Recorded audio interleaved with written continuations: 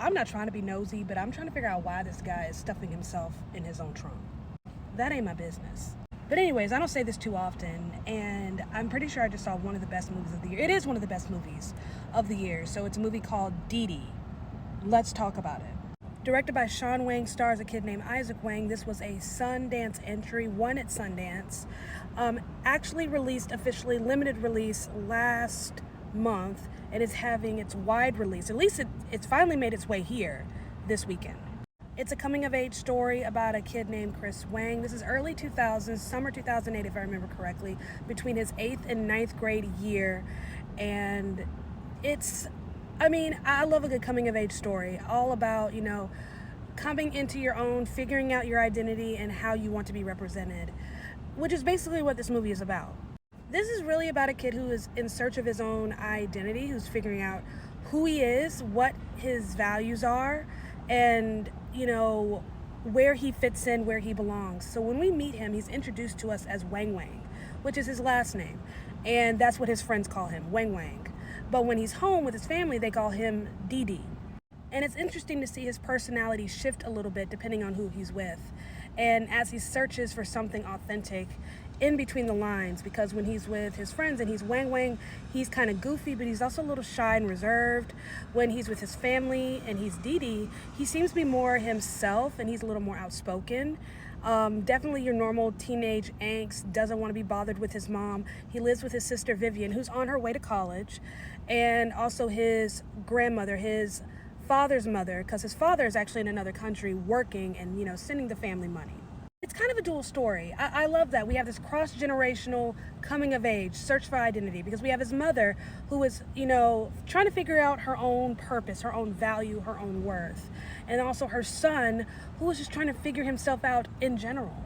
Along the way, he has a falling out with his friends. Things go horribly wrong with the girl he has a crush on, and he meets this new group of friends, and when they ask him, what is your name, he introduces himself as Chris.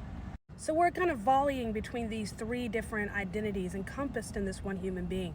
He kind of doesn't want to be Wang Wang anymore. He wants to mature and grow up because these guys are older than him.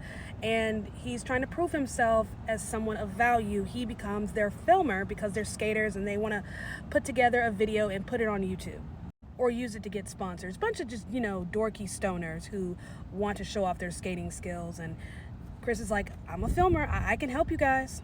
This is all about the rapid, pace of change, how quickly things can change. Because one minute he's a goofy kid and he's Wang Wang, and the next minute he's ready to grow up and he wants to be Chris. We also have this movie being told through the lens of the changing of the internet, because they have MySpace, but we're also seeing the introduction of Facebook, where Facebook, in a sense, replaces MySpace. So that's also interesting. And also the early happenings of YouTube, this new thing that is YouTube. The movie is just perfection. It's just perfect. Beautifully done, beautifully shot. Great acting. He is such an incredible lead. He carried this so well. I don't know how old he is, but I look forward to seeing him blossom and bloom in this industry. He has a knack for carrying and, releasing emotional tension. He's just a good kid, just talented kid.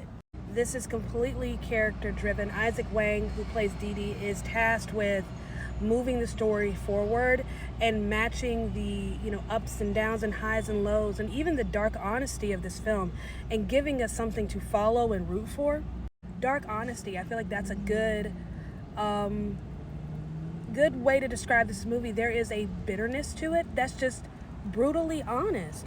This is what it is to become a young adult. It's not always pretty.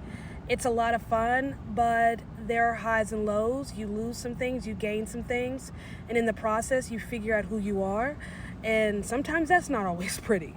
But no, I love that. That was solid. That was so freaking good. I've been waiting to see this one for a minute. Definitely worth your ticket. If it's in town for you, and you don't feel like seeing Alien, you want something a little more low-key, again, it's rated R, it's vulgar, these are teenage boys, and you just want something a little less scary than, aliens on your face, here you go.